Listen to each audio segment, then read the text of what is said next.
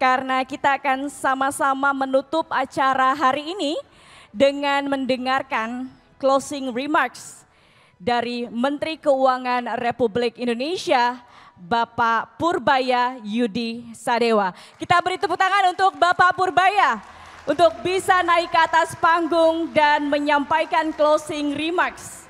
Kami persilakan Pak Purbaya.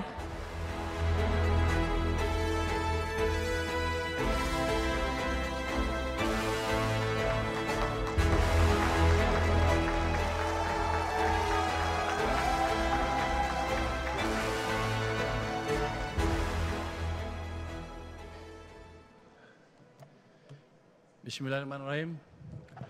Assalamualaikum warahmatullahi wabarakatuh. Selamat sore dan salam sejahtera bagi kita semua. Shalom, Om Swastiastu, Namo Buddhaya, salam kebajikan. Yang saya hormati CEO Media Group, Bapak Muhammad Mirdal Akib. Oh, baru ya, saya baru lihat. Gua nggak pernah ke Metro udah lama, karena situ nggak pernah ngundang lagi loh. Si Leo nggak pernah undang saya lagi. Yang saya hormati Presiden Direktur Metro TV, Bapak Arief Suditomo. Nggak ada kayaknya ya. Nggak ada ya? Hah? Baru jalan.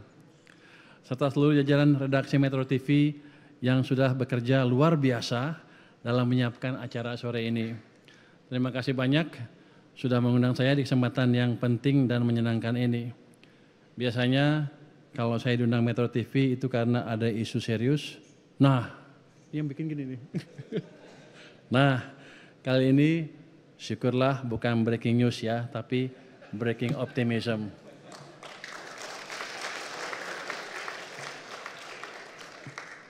Ini mau baca serius apa santai?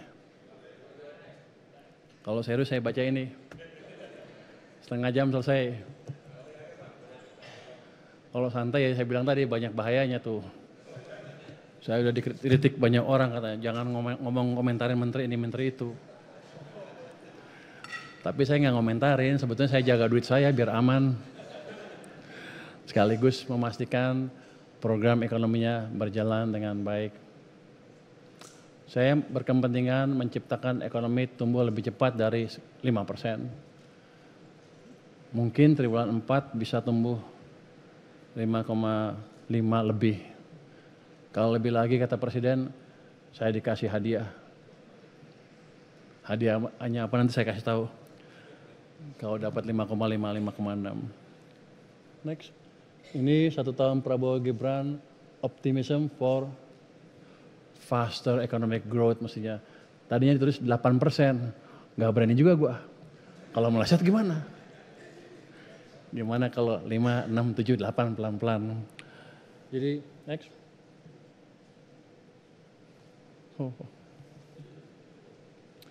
So far ekonomi kita lumayan lah. Ini angka triwulan kedua mencapai 5,12%. Itu angka ajaib. Karena 5 tambah 2 tambah 1 sama dengan 8 katanya. Jadi selalu fokus ke 8%. Tapi gini, ini masih rekor yang baik di kawasan ini, di G20. Coba yang Anda lihat kemarin kan, walaupun di triwulan kedua bagus, tapi ketika kita salah urus, ekonomi melambat dengan signifikan, masyarakat merasakan bebannya cukup berkepanjangan, akhirnya turun ke jalan. Dan kalau nggak diperbaikin cepat-cepat, demo akan jalan terus, tiap hari, tiap minggu, sampai nanti ada kekacauan tahun depan. Hitungan kita udah hitung-hitung tuh. Kan Pak Leo tahu, gua agak dukun dikit kan. Kita lihat, oh Pak, kalau nggak cepat-cepat diganti Pak, ke Pak Prabowo nih saya ngomongnya. Ya Februari tahun depan Bapak susah lah. Ya sambil bercanda, ya serius-seriusan canda sih. Saya pikir dia nggak perhatiin, ternyata rupanya dia pinter juga ya. Dia monitor, nggak tahu lihatnya dari mana, dia tangkap itu. Dan dia cepat lakukan perubahan. Makanya saya jadi Menteri Keuangan kan. Pak, Kalau sama saya aman lah Pak, kira-kira gitu. Nggak gitu, tapi kita lihat kerentanan pada waktu itu emang kebijakannya tidak terlalu menciptakan ruang untuk ekonomi tumbuh lebih cepat. Jadi ini semua sebagian angka pertumbuhan triwulan kedua, saya yakin triwulan ketiga akan turun sedikit, tapi nggak apa-apa. Triwulan keempat tumbuhnya akan lebih cepat. Selama ini inflasi cukup terjaga di 2,5%, defisit APBN juga terjaga di 1,56% dari PDB. Ini masih salah satu yang terendah dari G20. Jadi wartawan selalu nanya saya tuh, Anda kan spending spree katanya. Artinya semuanya belanja. Itu kan ekspansif. Berapa defisit ke PDB-nya? Yang mereka nggak tahu, saya belum merubah anggaran. Yang saya lakukan cuma mindahin uang 200 triliun dari BI ke perbankan. Udah titik. Tapi kan saya mesti kelihatan jago dong. Gua pindahin 200 triliun. Kayaknya ada kebijakan besar. Padahal nggak ada. Tapi dampaknya ke perekonomian beda. Karena tadi di sistem yang tadinya kering, mulai ada uang yang cukup, Anda saja lebih jauh. Itu yang menimbulkan optimisme di ekonomi. Jadi bukan karena ngomong saya doang. Saya ngomong ya emang jualan obat, saya gelontorin uang jeder 200 triliun. Itu bank-bank kerasa, tiba-tiba likuiditasnya bertambah. Saya pesan juga ke Bank Sentral, Anda jangan serp ya, dia nggak serp. Untung dia masih nurut, kalau nggak cilaka kita. Tapi saya masih punya uang lebih banyak lagi. Nanti saya tunjukin. Neraca perdagangan kita ini tumbuh 45,8% dari Januari ke September. Year on year, tumbuhnya 50% lebih. Ini yang dulu digambarkan global uncertainty tinggi. Di mana uncertainty-nya? Kalau begini, kita mudah-mudahan kita doakan uncertainty terus. Biar ekspornya makin lama makin kencang tumbuhnya. Jadi Pak Leo, Anda kalau bahas yang benar dong di Metro. Ini bukan uncertainty. Kalau di global economy, uncertainty selalu ada. Setiap tahun ada uncertainty. Saya ingat waktu itu jadi ekonom, tulis tuh, prospek ekonomi, growing under uncertainty. Tetap tumbuh di tengah ketidakpastian, gitu aja. Lama-lama, ini mas setiap tahun juga ada ketidakpastian. Jadi ketidakpastian selalu ada, kita nggak usah takut. Kita sudah punya pengalaman cukup untuk mengendalikan ketidakpastian. Jadi Pak Leo, tahun 2004 sampai sekarang kita nggak pernah krisis, bukan kebetulan. Saya selalu memberi masukan ke presiden-presiden sepanjang waktu itu, tapi nggak dibayar. Yang sekarang bayar nih. Jadi kita di belakang, tapi dia nggak nangkep sih. Harusnya kalau dia nangkep dia bisa jelasin langsung ke publik gimana cara bentulin ekonomi.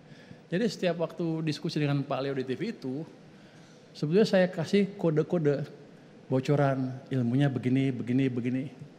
Cuman dia emang gak nyampe. Ya udah biar aja. Jadi kalau dia nyampe dia jadi menteri. Angka pengangguran turun lumayan, angka kemiskinan juga turun. Nah yang penting itu IHSG udah naik sempat ke level yang tinggi. Sekarang turun nggak hari ini? Kemarin sempat rebound, sempat menembus 8.257,86. Jadi level tertinggi sepanjang sejarah pada waktu itu ya. Ini dikaitkan dengan saya katanya. Waktu saya dipilih, saya salah ngomong hari pertama IHSG turun. Itu menteri nggak becus katanya. Ngomongnya sembarangan, pasti otaknya kosong. Kira-kira gitu kan. Hari kedua, ketiga di DPR kita balik. Diskusi seperti apa, kita jelaskan gimana cara akan membalikkan arah ekonomi. Dan hari Jumatnya saya langsung gelontorkan 200 triliun ke sistem perbankan. Orang pasar cukup pintar rupanya. Oh kalau uang masuk ke sistem, harusnya ekonomi tumbuh lebih bagus dong. Makanya saham naik dengan signifikan. Walaupun sekarang ada koreksi naik sebentar-sebentar ya. Tapi yang perlu dipahami adalah perbaikan ekonomi yang akan kita ciptakan ke depan bukan cuma sesaat. kita perbaiki fondasi ekonominya dengan serius. Dengan betul-betul saya akan mengerahkan seluruh pengetahuan saya yang ada yang sudah belajar selama beberapa puluh tahun ini. Termasuk diskusi dengan Pak Leo. Cuman lu yang tinggal di metro ya, yang lain mana lagi? Lu betah banget. Yang lain saya nggak ada yang kenal loh, baru semua. Jadi gitu. Perbaikannya akan fundamental dan terus menerus. Bisnis ekspansi kita akan saya jaga terus sampai 10 tahun ke depan.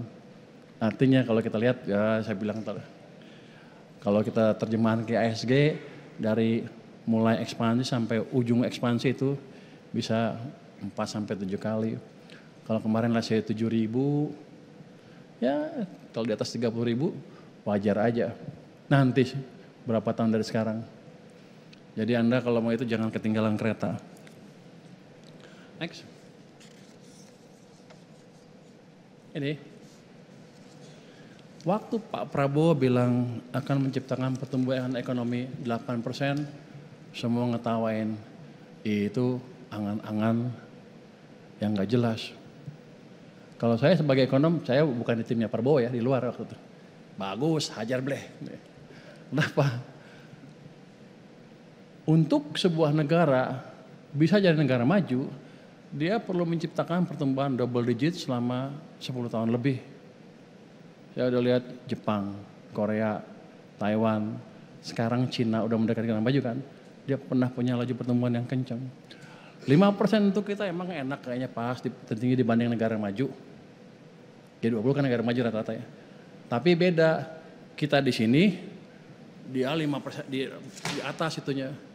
Jadi kita kalau 5 terus nggak bisa ngejar ke atas. Jadi memang harus ada suatu kebijakan yang agresif. Yang penting adalah kita memastikan itu bisa terjadi. Korea Selatan, ini Singapura, termasuk negara kecil, lihat Korea Selatan deh. State-led industrial, kebijakan state-led industrialization, kemitraan pemerintah kooperasi, ekspor agresif dan peluasan pasar global, serta industri kreatif K-pop, baru-baru aja kalau K-pop ya. Tapi di Korea, ada satu hal yang dilupakan banyak orang. Mereka mendukung sektor UMKM dengan sungguh-sungguh. Dia ciptakan bank UMKM. Di situ ada lembaga pendidikan untuk orang-orang yang berbisnis UKM. Pemasarannya UKM, lembaga sendiri. Terus ada lembaga penjaminan kalau UMKM mau pinjam sehingga bisa nggak pakai jaminan. Ada bagian lembaga untuk promosi UMKM. Ada kebijakan moneter yang mewajibkan UMKM memberi pinjaman ke bank memberi pinjaman ke UMKM berapa persen lebih dari total DPK-nya, total pinjamannya 40% lebih. Jadi ekspor Korea dari UMKM itu sempat mencapai 45% dari total ekspor mereka. Jadi bukan perusahaan besar saja, besar yang kecil-kecil yang dukung. Ini akan kita kembangkan ke depan. Tadi Pak Muhaimin mengusulkan atau teman-temannya Pak Muhaimin lah mendiskusikan hal itu dan mungkin kita kerjakan ke depan untuk memperkuat sektor-sektor UMKM. Dan selama ini kita selalu bilang UMKM adalah pahlawan. Programnya apa? Nggak jelas. Duitnya dikasih ke mereka ada nggak? Nggak jelas juga. Ada KUR dikasih ke orang-orang peminjam lama aja katanya. Jadi dampaknya belum terlalu clear. Ke depan akan kita dorong lebih pro UMKM lagi. Next. Ini Amerika Serikat juga sama, ini cuma nunjukin bahwa untuk menjadi negara maju Amerika juga sama. Ada periode pertumbuhan yang lebih cepat. Cuman kalau Anda lihat situ ya, tahun 1932 waktu terjadi Great Depression, ekonomi Amerika mengalami kontraksi yang amat dalam. Padahal bunganya 0%. Jadi saya ulangi lagi di sini ilmu. Sebenarnya ilmu gua sih. Cuman saya kalau ngomong kata saya orang nggak percaya. Saya ambil deh kata Milton Friedman. Katanya ini bunga 0 tetap aja dia kontraksi seperti itu ekonominya karena pertumbuhan uangnya negatif saya lihat 5% ada. Jadi nggak cukup dorongan ke ekonomi. Dari situ keluarlah ajaran dasar moneter yang saya bilang itu fundamental ya. Kalau orang ngerti ya. Kalau Pak Leo nggak ngerti, biar aja dia nggak ngerti. Kak, teman gue siapa lagi di sini sih? Nggak ada lagi, cuman lu aja ya. Sebenarnya nggak ada lagi teman gue, cuman dia. Jadi, untuk menentukan kebijakan moneter longgar atau ketat, jangan lihat dari suku bunga, tapi lihatlah laju pertumbuhan uang beredar, base money. Itu fondasi dasar dari kebijakan moneter. Next. Itu mereka pegang terus. Berikutnya.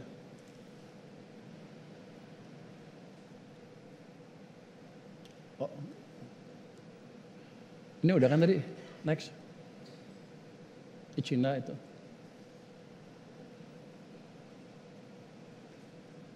Ngomong apa nih ya?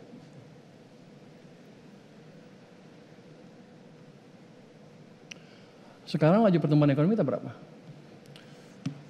Walaupun udah bagus, masih di bawah rata-rata laju pertumbuhan sebelum krisis. Jadi zaman Pak Harto lebih bagus dari sekarang. Apa artinya? Kita balik lagi ke orde baru. Setuju? Enggak kan? Kosnya udah mahal, kita nggak balik lagi. Cuman kalau kita lihat aktivitas ekonominya sebelah kanan kita ya, lebih banyak ditopang oleh kalian sektor yang bernilai tambah rendah. Di sini bilang service ya, itu tumbuhnya share-nya 54. Sementara sektor manufacture share-nya turun terus, ini yang disebut deindustrialisasi. Terus pertanian juga turun tapi masih stabil di 13,4 terus setelah krisis. Ini sebenarnya transformasi ekonomi dari negara agriculture ke ekonomi manufacture. Harusnya agriculture turun terus ke level yang rendah, manufacture naik terus. Ini nggak terjadi di kita sehingga setelah krisis ekonomi kita tumbuhnya lambat. Jadi ke depan kita harus teruskan transformasi ekonomi. Ya bukan berarti agriculture dimatiin, agriculture lebih sedikit orangnya, tapi lebih produktif gitu. Seperti program-program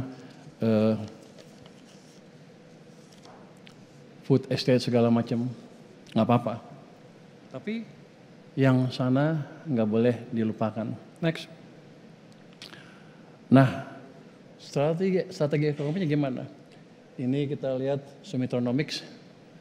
Sebenarnya gue juga nggak ngerti Sumitonomics sih. Ya pas waktu itu belajarlah sedikit supaya dekat sama presiden lah. Tapi setelah saya baca, bagus juga rupanya Sumitonomics. Dia ada 3 fiskal, pertumbuhan ekonomi yang tinggi, pemerataan manfaat pembangunan, stabilitas nasional yang dinamis.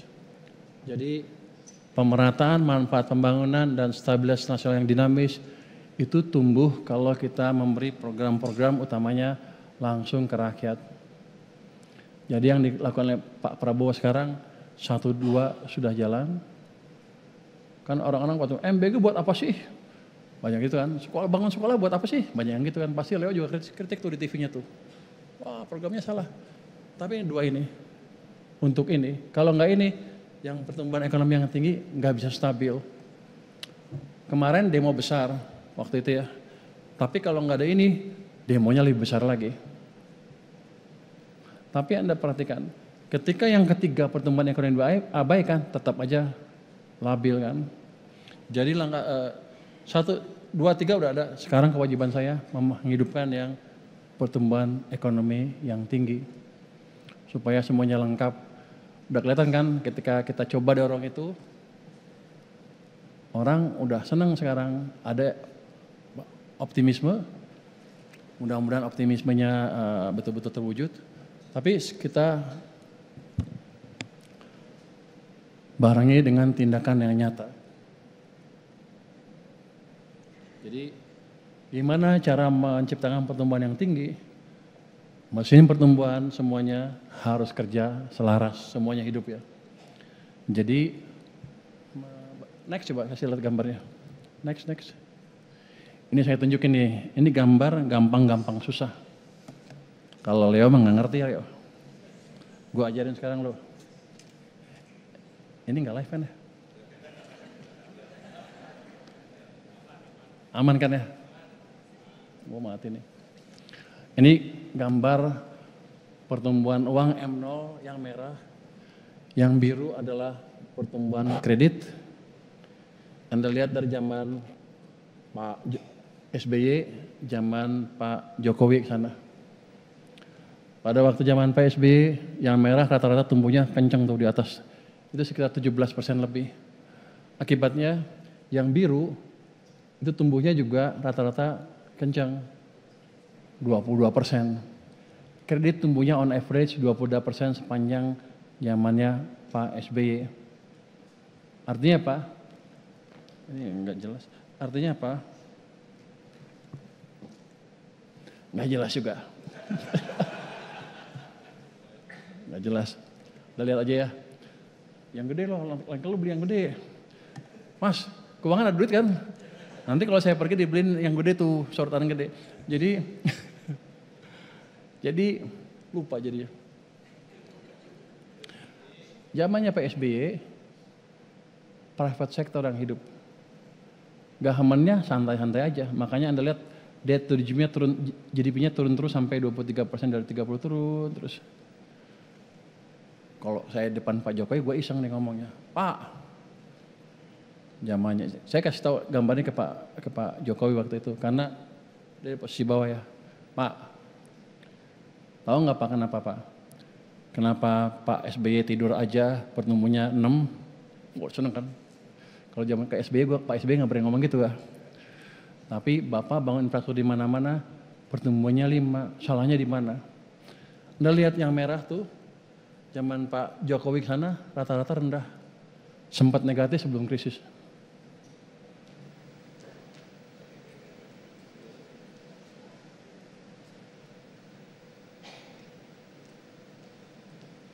Dia on average 0. Jadi ekonomi dicekek. Untung kita nggak mati. Habis itu kita balik di bulan Maret 2021 dibalikin ke atas. Itu pemerintah naruh uang 300 triliun di bulan Mei 2021. Aktornya itu Luki Alfirman tuh, lupa dia rupanya. Rupanya dia nggak ngerti juga, di perintah dijalanin aja. Dan kalau lu belajar Pak Luki, kalau itu kenapa ya? Habis itu Anda lihat yang biru tumbuh kan, dari 0, dari negatif, tumbuh lagi positif. Itu yang menyelamatkan kita. Tapi gambaran utamanya adalah, zamannya Pak Jokowi, real sektornya hampir nggak tumbuh, dicekik, sementara government sektornya jalan. Jadi kita lihat apa? Di sini private led growth. Jadi sektor swasta yang dorong, di sana government. Jadi selama 20 tahun terakhir ekonomi kita mesinnya pincang. Baru tahu ya? Pak Leo baru tahu rupanya. Makanya lain kali undang gua. Oh, terus sekarang udah Menko, udah menteri nggak bisa lo. Kemarin sebelum menteri lo undang. Sekarang kalau kita tumbuhin dua-duanya gimana? Saya punya private 6 tambah government pasti ada kan? Pasti 6 lebih gampang.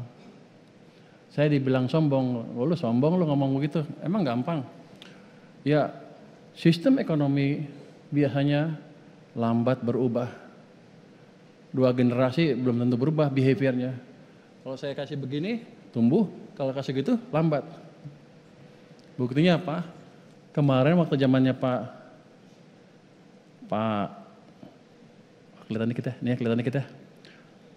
Pak Prabowo, dia mewarisi di sini. Mewarisi di sini. Saya pikir tadinya udah insaf naik ke sana. Udah positif. Tapi ditekan juga ke bawah. Habis itu, ini bulan April, Mei, Juni, Juli, Agustus 2025 diarahkan ke negatif lagi. Jadi real sektornya dicekik lagi. Rakyat langsung merasakan tekanan di perekonomian Ya kalau udah kesel mereka turun ke jalan kan. Jadi itu bukan protes karena politiknya kacau, tapi karena ekonomi mereka susah. Kalau nggak cepat-cepat diperbaiki, nggak akan berhenti itu demo dan kita akan susah terus ke depan. Saya gelontorin 200 triliun tuh, dampaknya udah kelihatan. M0-nya udah sekarang tumbuh 13,2%. Artinya apa? Gelontoran uang saya sudah menambah likuiditas di sistem finansial kita secara signifikan. Saya akan monitor itu dari bulan ke bulan seperti apa. Kalau kurang, saya tambah lagi. Saya masih punya uang banyak. Sombong kan Menteri Keuangannya? Dulu miskin, sekarang kita punya. Kenapa? Ini udah mulai gerak ke ekonomi ya. Kita lihat Mandiri dari 55 triliun udah serap 74, udah disalurin. BRI udah 62, BN 50, BTN 19. Katanya sekarang udah full. Karena saya bilang 19 tuh jelek amat. Udah, saya bisa sekarang 100. Mau ketemu saya mau laporan, tapi ntar dulu. Saya bilang 25 kalau nggak bisa serap, gue pindah ke tempat lain. Uangnya, dianya juga kali ya. BSI baru 55%. Tapi ini sudah masuk ke sistem dalam bentuk tambahan kredit. Mandiri misalnya udah bilang saya tumbuhnya kreditnya dari 8% naik ke 11%. Kan udah lumayan tuh. Kita dorong terus nanti biar tumbuhnya makin cepat. Nggak maksa tapi dengan memberi sistem uang di perbankan sehingga banknya terpaksa menyalurkan kredit. Next. Berikutnya. Nah, ini gambar apa? Ini gambar uang pemerintah di bank sentral. Jadi selama ini bilang nggak punya duit, tuh duitnya numpuk. Itu dari bulan ke bulan sempat 800 triliun tuh 2003 800 triliun sana. 2004 2005 peaknya sempat 650 triliun cash nganggur di sana. Yang saya lakukan adalah menyalurkan ke sistem ke perbankan sehingga dari sana turun ke sana sekarang. Tapi uang saya nggak hilang, uangnya masih punya saya, tapi tempatnya beda. Sekarang tempatnya di perbankan. Saya pernah bilang dulu, Pak, ke Jokowi ya, Pak salurin ke Pak Presiden, salurkan uang Anda sebagian ke sistem perekonomian. Loh bedanya apa? Kan sama juga nggak belanja. Pak, kalau uang Bapak di BI, dosa Bapak dua. Pertama, Bapak nggak bangun ekonominya.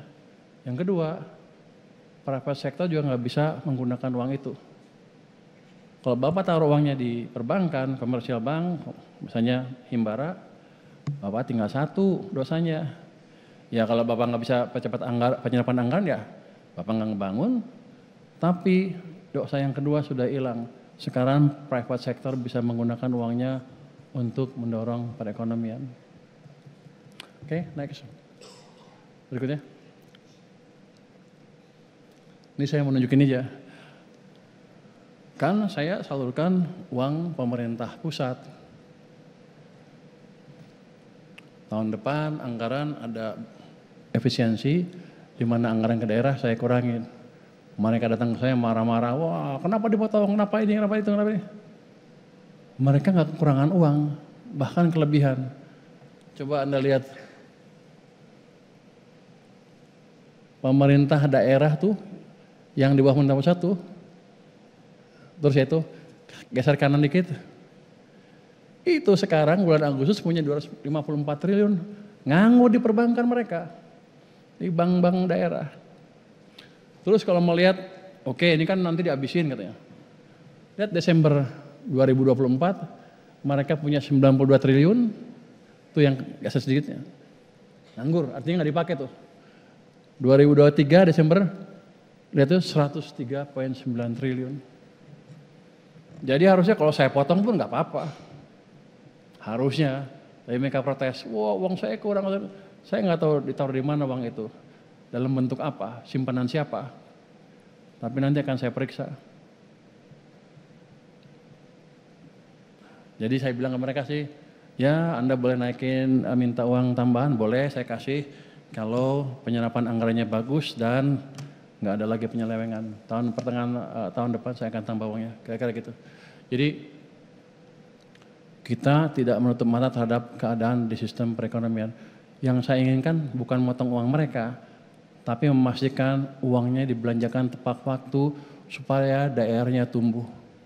Sama di pusat juga sama, pusat seperti daerah seperti itu, ya harusnya ekonominya tumbuh lebih bagus. Itu yang kita targetkan. Jadi gue bukan orang jahat, Pak Leo, baik-baik. Next. Apa lagi? Ini sama nih dibangun menang. Cuman yang agak aneh nih, kalau saya mau kritik-kritik, wah, pemerintah pusat banyak duitnya ya. Coba itu Desember 2024, yang di simpanan berjangka ada 204 triliun. 2023, 204 triliun juga. Sekarang yang di berjangka tuh ada 285,6 triliun. Uang apa itu? Nanti kita akan investigasi. Jangan sampai uang nganggur juga punya saya di perbankan. Tapi kalau saya tanya anak buah saya, nggak tahu tuh uang apa. Mungkin pada ngibul ya. Kalau kita uang apa itu? Nggak, nanti kita kejar. Dia nggak akan ngaku. Tapi gitu, cash cukup banyak di tangan pemerintah pusat maupun pemerintah daerah. Cuman cara belanjanya belum optimal. Itu akan kita perbaiki sebelum kita gerakan kebijakan-kebijakan yang lain. Satu lagi, tadi kan fiskal moneter. Satu lagi apa? Saya akan memperbaiki juga iklim investasi. Ini udah klise kan, setiap 20-an tahun tuh ada ini, ada itu, nggak beres-beres tuh, peraturan bertumpah tindih, izin banyak, ini nggak selesai-selesai. Tuh teman ada yang bilang ke saya, kamu cuma juru bayar, kamu nggak bisa apa-apa. Ya Rocky Gerung ya bilang gitu ya. Biar aja. Itu kritik yang bagus. Cuman saya bilang, saya akan bikin tim di bottlenecking dengan Menko Perekonomian dan menteri-menteri yang lain. Nanti di situ kita akan terima pengaduan dari para pelaku bisnis dan akan kita sidangkan gelar perkara setiap minggu. Saya akan di sana. Harusnya nanti kebijakan-kebijakan yang salah di lapangan, kalau di kertas kan gampang, bagus nih, lapangan kan beda. Kebijakan-kebijakan di lapangan menghambat pertumbuhan ekonomi akan kita bereskan. Jadi akan ada perbaikan struktural yang berkesinambungan. Orang tanya kan, emang lu bisa? Oh, saya pernah mimpin tim di bottlenecking di Menko Perekonomian, dulu 3 Menko ya, di Menko Perekonomian, tapi ada atasnya Menko Maritim dan Menko Polhukam. Saya sudah menyidangkan 193 perkara yang selesai, itu link ke investasi sebesar 890 triliun rupiah.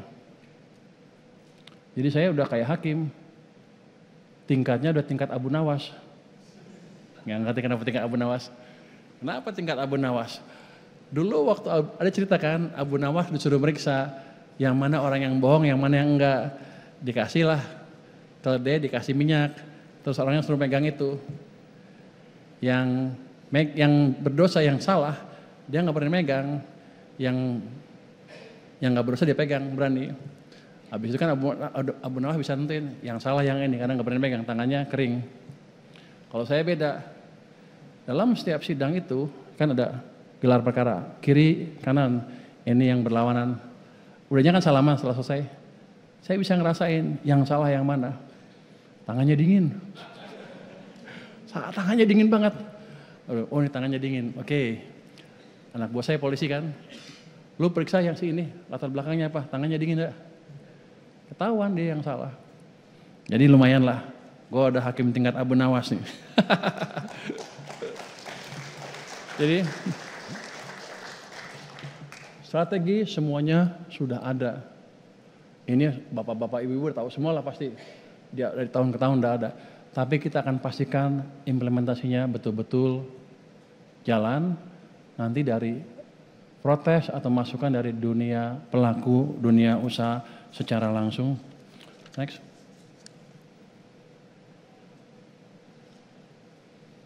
Ini bosan ya? Jadi APBN kita akan dijaga, ini kita ngomong APBN sedikit, untuk mendukung agenda pembangunan, mewujudkan kesejahteraan, dan meredam gejolak shock absorber. Makanya selalu ada, di situ ada subsidi. Orang bilang kan subsidi jelek buat ekonomi, tapi kita mesti ingat nggak semua orang kita bisa menikmati kue ekonomi dari pertumbuhan ekonomi kita. Jadi kita tetap saja harus menopang orang-orang yang belum beruntung. Next. Ini ke relasi APBN yang jelas gini. Angkanya udah pernah diumumkan berkali-kali. Tapi yang jelas begini, media selalu nanya apakah Anda akan menembus 3%. Saya tidak akan pernah menembus angka defisit to GDP 3% sekarang. Nanti kalau udah 8 mah nggak apa-apa kali. Kalau tumbuhnya 7-8 nggak apa-apa. Cuman gini, standar 3% itu ditetapkan secara arbitrary menurut saya. Coba Anda lihat negara Eropa, ada yang 3%, nggak ada, lebih semua. Debt to GDP ratio-nya berapa? 80-100% rata-rata. Amerika hampir 100%, Jepang 200%, semuanya besar. Singapura apalagi, besar sekali. Kita cukup prudent, 3% dan di bawah 60, di 40% sekarang. Itu akan kita jaga terus. Karena rupanya itu media barat, pengamat-pengamat ngincer saya. Ini Menteri Ekonominya ngerti apa enggak nih? Coba kita jebak 3%. Begitu saya lewat 3%, mereka akan hantam saya habis-habisan. Menteri Keuangan yang baru bodoh, nggak ngerti fiscal sustainability katanya gitu kira-kira. Makanya saya jaga dulu, saya ikutin mereka dulu. Tapi nanti kalau tumbuh kenceng, ya mungkin kita. Tapi kalau udah tumbuh kenceng, saya nggak perlu defisit besar-besar. Kenapa? Pajak saya bagus pendapatannya. Nah sekarang saya dalam upaya memperbaiki jajaran pajak dan bea cukai. Tapi ada stick and carrotnya. Saya bilang ke jajaran pajak saya lupain yang ke belakang-belakang, kita fokus ke depan. Kalau Anda bisa naikin rasio pajak ke PDB sampai level yang cukup baik, saya akan minta bonus ke Presiden. Sama dengan bea cukai. Tapi kalau di bawah harus siap-siap aja lu. Kira-kira gitu. Harus fair kan. Tapi saya percaya mereka sebetulnya banyak orang baik juga. Cuma orang baiknya biasanya di pinggir. Saya akan masukin yang baik ke tengah sekarang supaya lebih berperan di pengumpulan pajak kita. Jadi ini dijaga di sini seperti ini, tapi ke depan akan lebih baik lagi. Apalagi rupanya beda tuh. Tax ratio pada waktu private driven sama government driven growth itu beda. Pada waktu private itu lebih tinggi 0,5% dibandingkan dengan government. Mungkin waktu pemerintah kalau bangun minta diskon terus kali. Kalau swasta kan enggak. Jadi dari situ aja saya bisa dapat 110 triliun lebih tahun depan, hampir otomatis tanpa ngapa-ngapain dengan cara menghidupkan sektor swasta saja. Next. Jadi APBN kita dioptimalkan untuk pemerataan keadilan, ada program perlindungan sosial, ada program pertumbuhan semakin merata, ada penciptaan lapangan kerja dan penurunan kemiskinan hingga pelosok. Jadi begini, saya nggak akan panjang-panjang mungkin. Dengan strategi yang saya sebut tadi, dengan APBN yang sedikit ekspansif tahun depan tapi masih menerapkan prinsip-prinsip kehati-hatian, kita akan tumbuh dengan lebih cepat dibanding tahun ini. Tahun depan sih saya pikirkan berapa? Berani 6 loh, mendekati 6% atau lebih sedikit. Saya akan minta hadiah ke Presiden. Tapi kalau nggak tercapai gue dipecat kali. fair game. Tapi saya yakin kalau real sector saya dijaga, barang-barang selundupan saya tutup. Yang suka main selundup saya tangkap. Bentar lagi ada penangkapan besar-besaran. Saya nggak peduli di belakangnya siapa. Di belakang saya Presiden kan, paling tinggi kan ya, paling tinggi di sini.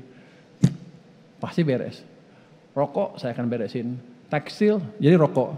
Habis itu tekstil, habis itu baja, habis itu yang satu persatu saya yang kejar satu persatu.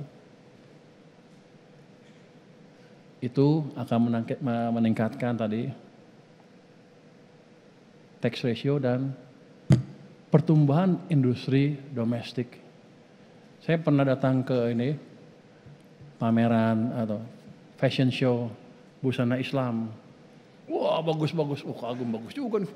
Wah kita bisa nguasain nih. Tahu di sebelah saya ada yang nyeletuk, mas. Kenapa? Jangan silau dengan fashion show itu. Loh kenapa? 90% lebih busana Muslim, bisnis busana Islam kita, Muslim kita dikuasai barang-barang dari Cina. Loh, jadi itu apa? Ya itu gaya-gayaan aja katanya.